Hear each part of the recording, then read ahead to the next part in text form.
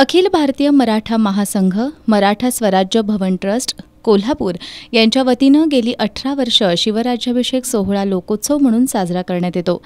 यंदा छत्रपती शिवरायांचा 350वा शिवराज्याभिषेक सोहळा समाजाला दिशा देणारा ठरावा या उद्देशानं मराठा महासंघाच्या वतीनं विविध कार्यक्रमांचं आयोजन करण्यात आलंय.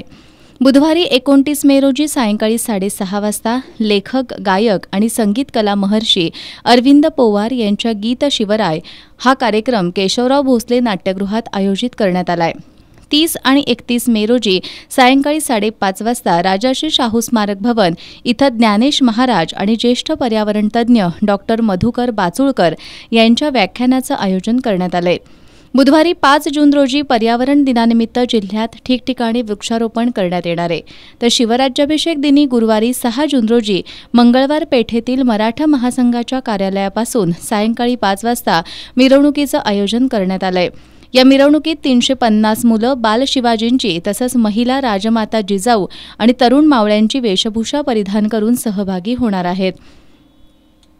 छत्रपती शिवाजी महाराज आणि संत तुकाराम महाराज यांच्या स्वराज्य संकल्पनेतील शक्ती-भक्तीचा संगम म्हणून या मिरवणुकीत 1000 वारकरी सहभागी होणार आहेत. शहरातील विविध मर्दानी खेळांच्या आखाड्यांचे खेळाडू या मिरवणुकीत मर्दानी खेळांची प्रात्यक्षिकं सादर करणार आहेत.